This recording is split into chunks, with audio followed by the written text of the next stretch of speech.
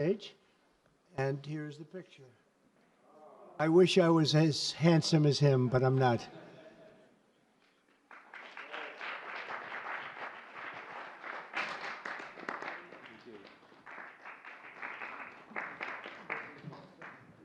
Okay, thank you. Oh.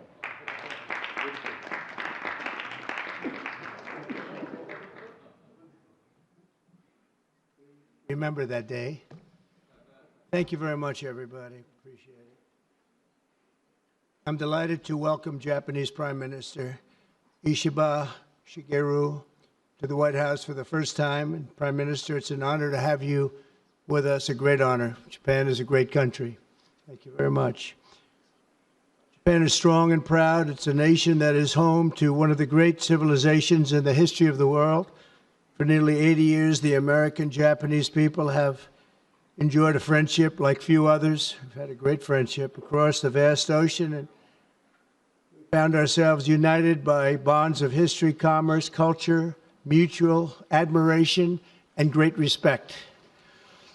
After our meeting today, I'm confident that the cherished alliances between our two countries and others also will continue to flourish long and into the future. The military cooperation between the United States and Japan is one of our closest security partnerships, and it's one of the closest we have anywhere in the world. Our service members work together every day to defend our common interests. Japan is committed to double its defense spending by 2027 compared to my first term.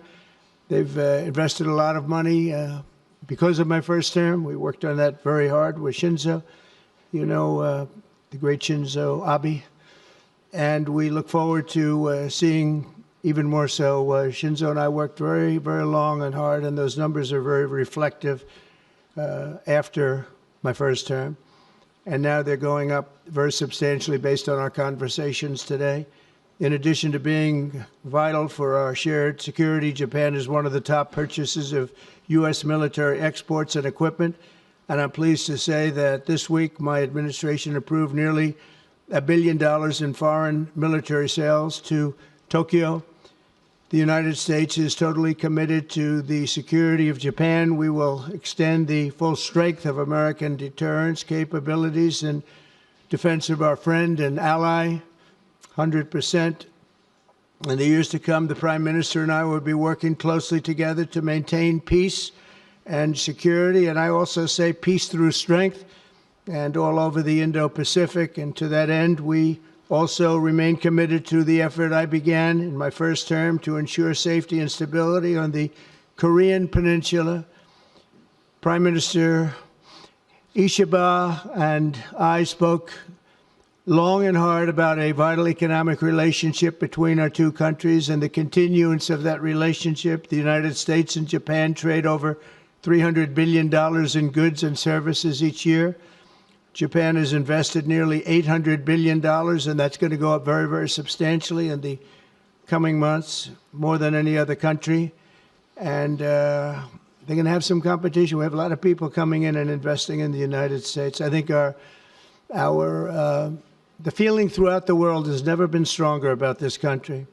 As a result of our victory in 2024, the presidential election, the Japanese investment and technology giant SoftBank announced plans to invest between $100 and $200 billion. And we have many other companies investing that number, higher than that number, some a little bit less, but we have trillions of dollars of investment pouring into our country now that you didn't have just a short while ago. Today, our teams discussed how our two nations can do even more to stay on the cutting edge of artificial intelligence, along with the quantum computing, semiconductors, and other critical technologies. And they're coming out. The problem with technology, that kind, it's obsolete in about 2 days, so we have to start all over again. Doesn't last long. We agreed to cooperate even more closely to combat the Chinese economic aggression, which is quite aggressive. I'm also pleased to announce that Japan will soon begin importing historic new shipments of clean American liquefied natural gas in record numbers. It'll be record numbers. With our Secretary of the Interior, we were talking, I think Doug is here. Hello, Doug. Please stand up, Doug. Doug Burgum, everybody.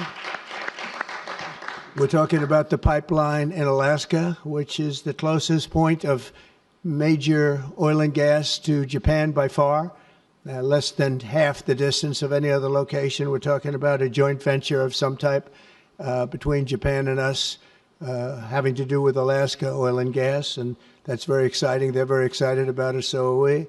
As we deepen our economic relationship, I made clear that the United States will be conducting trade with all countries based on the principle of fairness and reciprocity. Chronic trade deficits not only undermine our economy, they really do, and we're going to get rid of the trade. We have a trade deficit with Japan of over $100 billion, but we're going to work that out, and I think very quickly, frankly. We can do it just on oil and gas. We can work it out, so we intend to do it very quickly. We both understand that. And as America welcomes new foreign investment, we also want to ensure that companies build their products and factories here in America, not simply buy the assets that we have.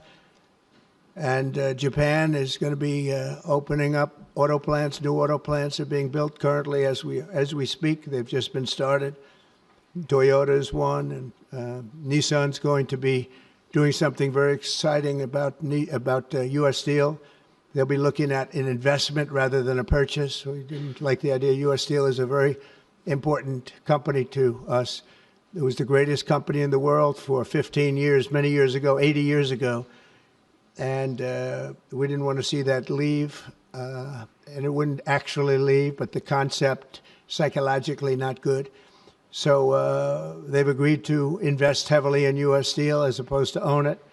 And that sounds very exciting. And we're going to meet with Nissan next week, the head of Nissan, very great company, and they'll work out the details. I'll help. I'll be there to mediate and arbitrate. And I had the privilege of working closely with the great Prime Minister, as you know, and you know him very well, Shinzo Abe, the longest-serving Prime Minister in Japan's history. Likewise, I expect that this Prime Minister is going to be a great one. I really believe that he's going to be a great one. I've gotten to know him for not long, but I can see what they have. He's got the qualities of greatness. He's going to do a fantastic job for Japan and for the Japanese people. And I'd like now to invite the Prime Minister to say a few words, and then we'll take some questions. Mr. Prime Minister, thank you. Thank you very much.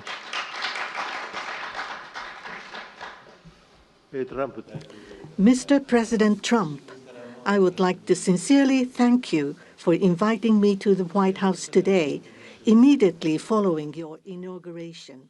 I also thank you for your very warm hospitality. I have come to Washington, D.C. with the hope of having a face-to-face meeting and deepening our mutual understanding at this early date with President Trump, who is now leading the United States, the most important country for Japan's diplomacy and security, and aligning our perspectives and visions that Japan and the United States should pursue. What should we do to advance the national interests of both of our countries in synergy and to realize peace and prosperity in the Indo-Pacific? I am convinced that the answer lies in further strengthening the strong and unwavering Japan-U.S. alliance to achieve a free and open Indo-Pacific. President and I concurred to strengthen the deterrence and response capabilities of the alliance and to work closely in addressing strategic challenges that both countries are facing in this region. I conveyed to the President that Japan, as an ally of the United States, is ready to share responsibilities and to play its own role. I also reiterated Japan's unwavering commitment to fundamentally reinforcing its defense capabilities, and we confirmed the unwavering commitment by the United States to the defense of Japan. We reaffirmed that Article 5 of the Japan-U.S. Treaty of Mutual Cooperation and Security applies to the Senkaku Islands, with half of the world's population in a approximately 60% of the world's GDP, the Indo-Pacific serves as the engine of growth and vitality for Japan, the United States, and the world. President and I also concurred that the United States and Japan will make further efforts in a wide range of areas, working hand in hand together to realize a free and open Indo-Pacific. In this context, we also concurred to further advance cooperation of the multi-layered networks of the like-minded countries, including the Quad and trilateral cooperation with the Republic of Korea and the Philippines. We also discussed Japan-United States cooperation to bring about growth and prosperity. Economic cooperation, including on economic security, is important from the perspective of strengthening alliance cooperation. Japan is the closest economic partner of the United States and has been the world's largest investor in the United States for 5 consecutive years. Also, with the inauguration of President Trump, the momentum for Japanese companies to invest in the United States is growing even stronger. Today, I conveyed my willingness to cooperate together to elevate Japan's investment in the United States to an unprecedented amount of $1 trillion.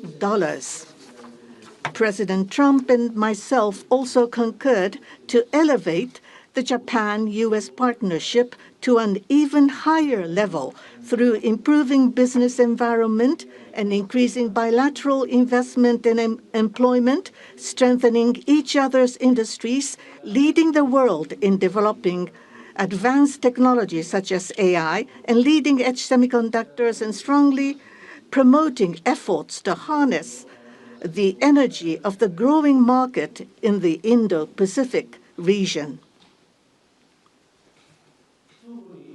We also confirm that we will cooperate to strengthen energy security between the two countries, including increasing exports of United States liquefied natural gas to Japan in a mutually beneficial manner.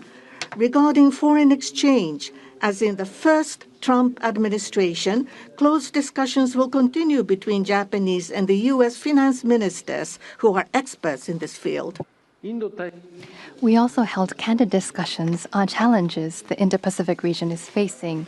We confirmed that we are resolved not to allow unilateral attempts to change the status quo by force or coercion, and to oppose such attempts in the East and South China Seas in order to fully defend a free and open Indo-Pacific.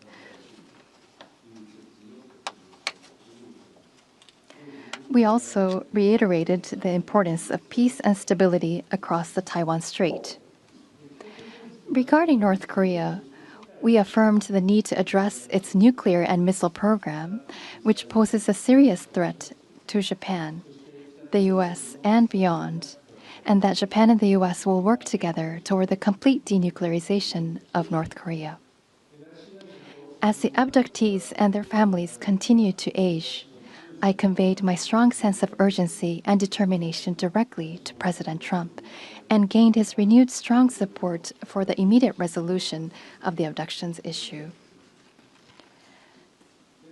While this was my first face-to-face meeting with President Trump, we were able to openly and frankly exchange views, and our meeting turned out to be very productive and meaningful. As a result of today's meeting, which marked a new departure for the Japan-U.S. relations, we are issuing a Japan-U.S. Joint Leader Statement. This document will serve as a compass for further cooperation between our two countries. On the basis of these deliverables, I look forward to working together with President Trump, who I respect immensely, to usher in a new golden age of Japan-U.S. relations. I look forward to welcoming you to Japan. And I'm very excited about that prospect. Thank you, Mr. President. Thank you very much. Thank you. Any questions, please? Peter? President Trump, I have two on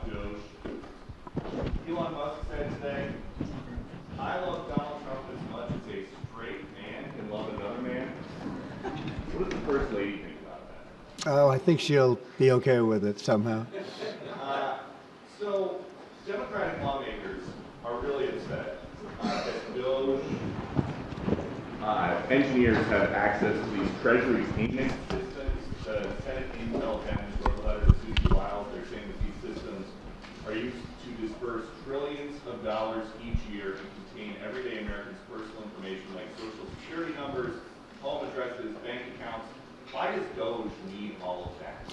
Well, it doesn't, but they get it very easily. I mean, we don't have very good security in our country, and they get it very easily. And what we're doing, if you look at what has just taken place with respect to some of the investments that have been made on another agency that people have been talking about for years, but nobody did anything about it, it's absolutely obscene, dangerous, bad, very costly. I mean, virtually every investment made is a con job.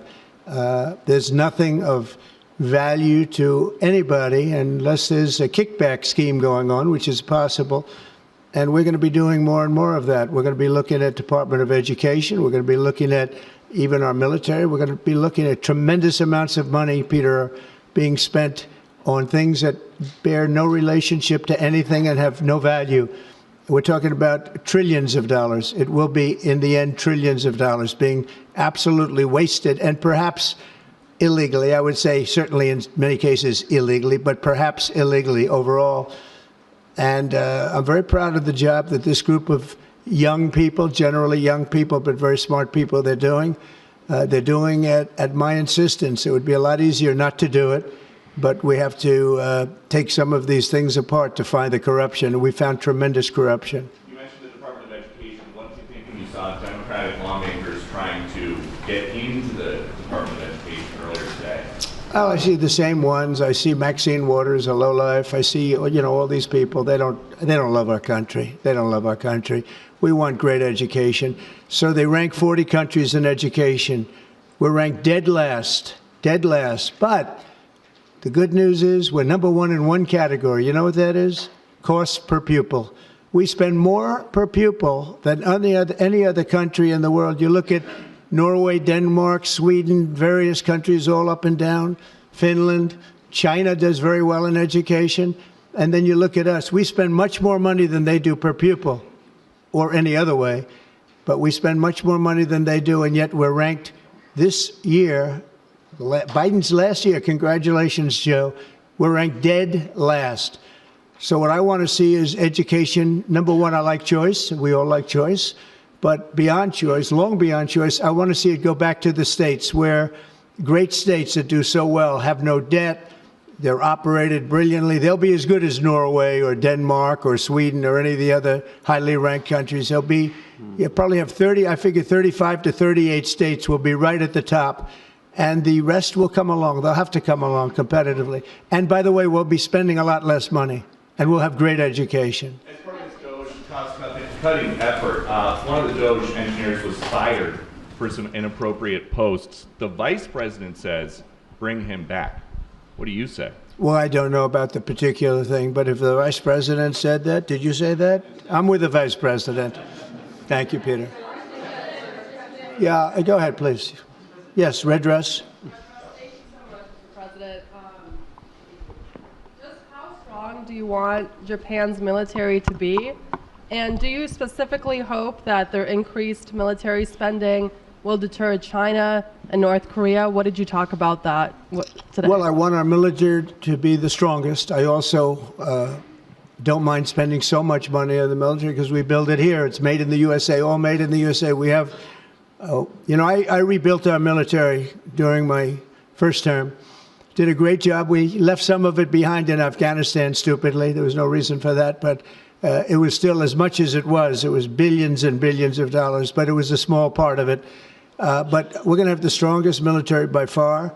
We have great people. I want to congratulate Pete Hegseth for having gone through the gauntlet. He went through a lot, but he got through, and he's going to be a tremendous, I have no doubt he's going to be a tremendous leader.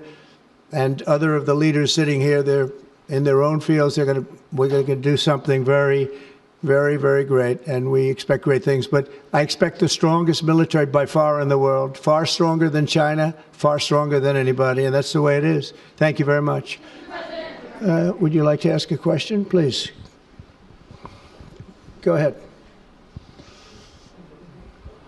Thank you, Mr. President. Thank you. This is Hiramoto from Nippon Television. My question, let me ask two quick questions. Sure. First, this is the first meeting between Mr. President and Prime Minister Ishiba. So what kind of impression do you have on him? And number two, do you have an idea or do you have a plan to impose tariff against Japan so far? Thank you. I think that he is going to be a great prime minister. I think he's a very strong man, very, very strong. I have great respect for him. I've known him for a long time through a reputation.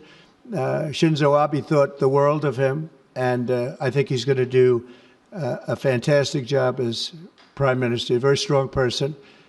I wish he wasn't so strong. I wish he was a little bit weaker than that, but that's what I got. I have to get strong guys all the time. He's going to be a great prime minister.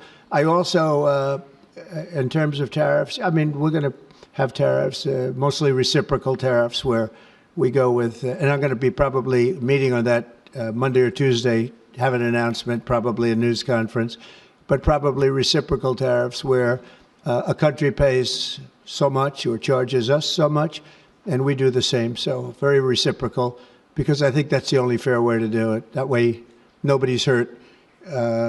They charge us, we charge them. It's the same thing. And I seem to be going in that line as opposed to a flat fee tariff. Okay? Yes, go, please. Please, go ahead. Why don't you go ahead?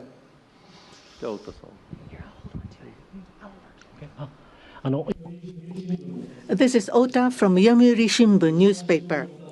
I have a question for Prime Minister Ishiba. So this is your very first summit meeting. What was your impression of President Trump? Were you able to build a good relationship of trust and confidence? In Northeast Asia, there are many challenges, China, North Korea, and so forth.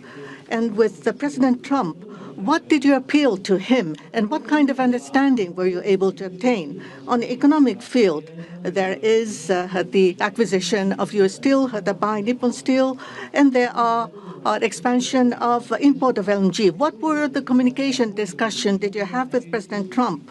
For the $1 trillion of investment from Japan to investment, what was his reaction? What about your communication on tariff front? This is the first time that I met with President Trump in person. So this was the first time meeting face to face. But for many, many years, I have watched him on television. So it was quite I was so excited to see such a celebrity on television, to see in person. On television, he is frightening. And he has a very strong personality. But when I met with him, actually, he was very sincere and very powerful and with strong will for the United States as for the whole world. I was able to feel that. This is not the sort of polishing or trying to suck up to him. For the world peace and for the regional stability that both of our countries need to play our role and make our endeavors and responsibility. As for the increase of our defense expenditures, it is not that we are told by the United States to do so. Japan, on our own decision, and on our own responsibility, we need to increase our defense expenditures. But of course, we need to communicate and consult with the United States. But the responsibility is with Japan, and the decision is with Japan. Now, on the tariffs, that if it is mutually beneficial, tariffs need to be set. And as for Japan, as Mr. President has introduced to us, an unprecedented investment will be made from Japan to the United States, and so many jobs will be created. So $1 trillion is the target. And this will be to the benefit of the United States, but also to the benefit of Japan as well. Investment is mutually beneficial. So be it with U.S. Steel, as Mr. President says, it is not acquisition, it is investment. So the Japanese technology will be provided, and the better quality products will be manufactured in the United States, and the U.S. Steel will make products which will contribute not only to the United States and Japan, but also to the whole world. It is not one-sided. It will be reciprocal. It will be mutually beneficial. And I believe we were able to share on this, and that is the biggest result that I have seen today. Thank you very much. Go ahead, please. Yeah. I wanted to ask you about that U.S. Steel deal. So you're saying that is this a restructuring of the deal that's happening, and then will you approve? They're doing it as an investment, no longer a purchase. Okay. I didn't want it purchased, but investment I love. And they're going to do a big investment, subject to getting the deal done. And that's they'll be something doing you a would big. approve, where the U.S. I'm okay with that, sure. And for the Prime Minister, what was your argument to the President related to U.S. Steel? And one more on tariffs, Mr. President, if I could. You said on tariffs that you'd like them to be reciprocal, back and forth. What was the reception from the Japanese Prime Minister when you said that, or when you talked about it? Well, we didn't discuss tariffs too much. We really discussed many other things, including the pipeline in Alaska, which I think is going to be maybe the most exciting thing with Doug and Chris. We discussed that at length, the pipeline. I mean, it seemed to be of great interest to them. It's we have potentially more oil and gas than in Saudi Arabia, just in Alaska. We have the most of any country in the world. It's a big asset for the United States, but we haven't used it. We go to Venezuela, we go to other places to take oil and gas, and we have more than anybody. It's an amazing phenomenon that took place over the last 4 years. Nobody understands it, including the people that were in charge of it. They had no clue what they were doing. So it was a big problem. They were surprised actually too. They were saying why didn't they wouldn't sell them LNG. They wouldn't sell it. Japan wanted to buy LNG, and Biden wouldn't sell it. And I'm trying to figure that one out. Maybe it was the environment. You might answer that question. He's curious about that himself, I think. Thank you very much. If you want to answer that, you may, about LNG, that the United States wouldn't sell you LNG.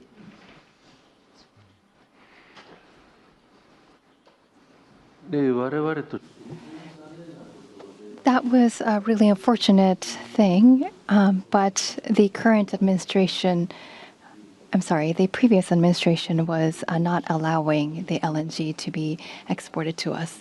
I believe that President Trump, on the day of his inauguration, allowed us to resume this importing. I think this is something that is really wonderful for us. And as the country of Japan, we are interested in importing not just LNG, but also bioethanol, ammonia, and other resources at a stable price, a reasonable price from the United States.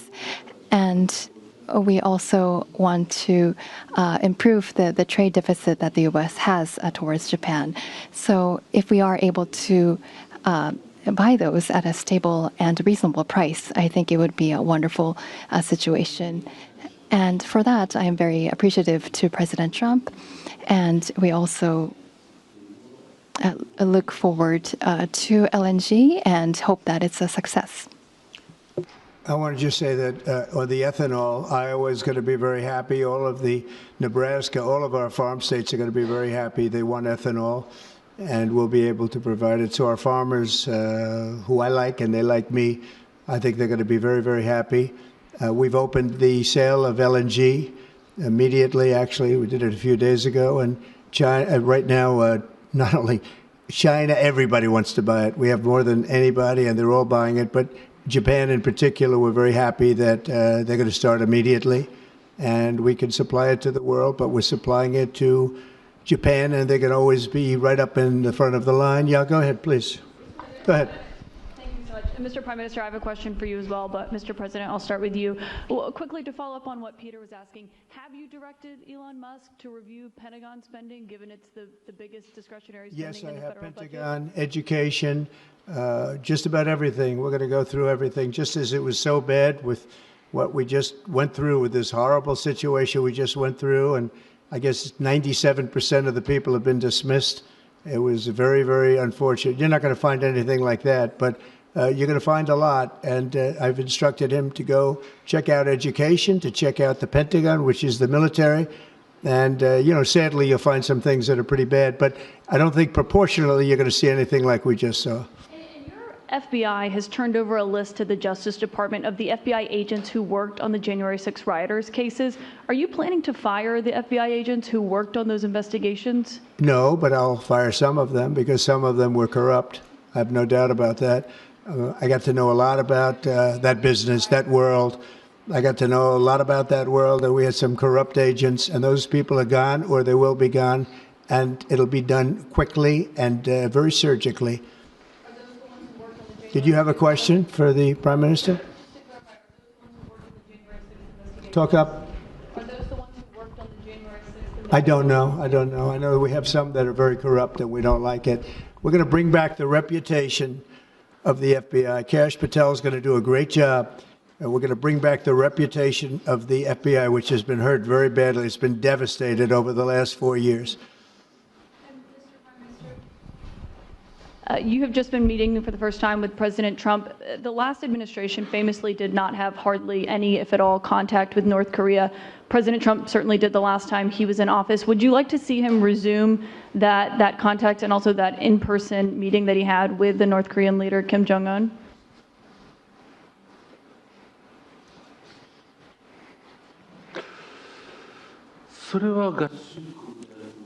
That is something that the United States needs to determine on its own, and it's not something that we should request. Having said that, but for example, in Vietnam or Singapore, the President of the United States,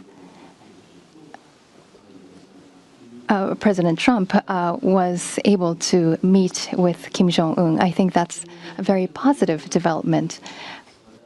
So now that President Trump is in power again,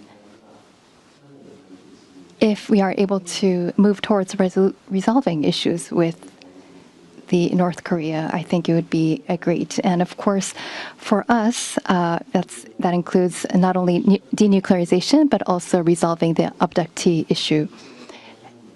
And so not only the victims of the abductees, but also their families too are aging. And so our time is limited. So if the President of the United States, if President Trump is able to resolve this issue, we do understand that it's a Japan issue first and foremost. Having said that, we would love to continue to cooperate with them. It's actually a good question, and we will have relations with North Korea and with Kim Jong-un. I got along with him very well, as you know. I think I stopped the war. I think if I wouldn't have won that particular election, you would have ended up in a very bad situation.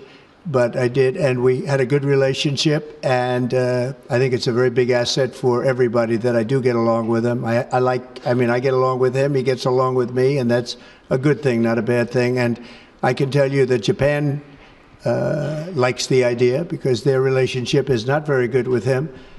And if I can have a relationship with not only him, but other people throughout the world where there seem to be difficulties, I think that's a tremendous asset for the world, not just the United States. Go ahead, Garrett.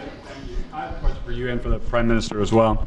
Mr. President, I wonder what you make of the criticism from Democrats that these staff reductions, the cuts that Elon Musk and Doge are doing are an unlawful power grab. And is there anything you've told Elon Musk he cannot touch? Well, we haven't discussed that much. I'll tell him to go here, go there. He does it. He's got a very capable group of people. Very capable. They know what they're doing. They'll ask questions, and they'll see immediately as somebody gets tongue-tied that they're either crooked or don't know what they're doing. We have very smart people going in. So I've instructed him go into education, go into military, go into other things as we go along.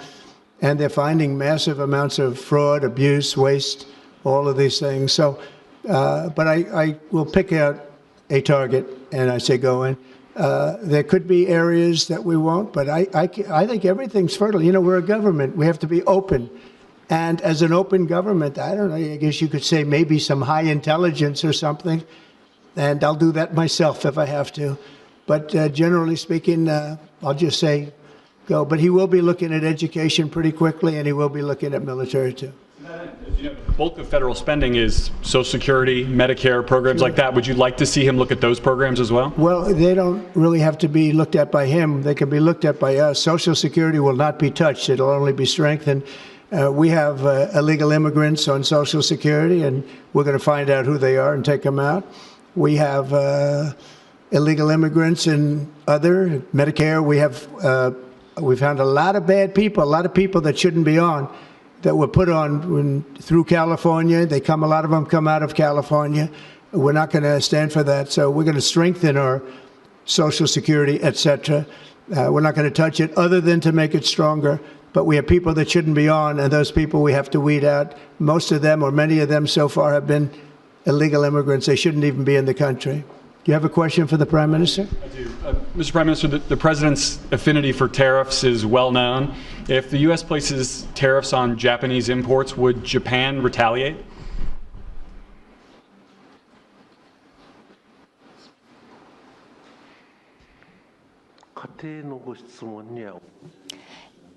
I am unable to respond to a theoretical question. That's the official answer that we have. That's a very good answer. Very good answer. Wow. That's very good. He knows what he's doing. Thank you very much, everybody. Thank you. Thank you.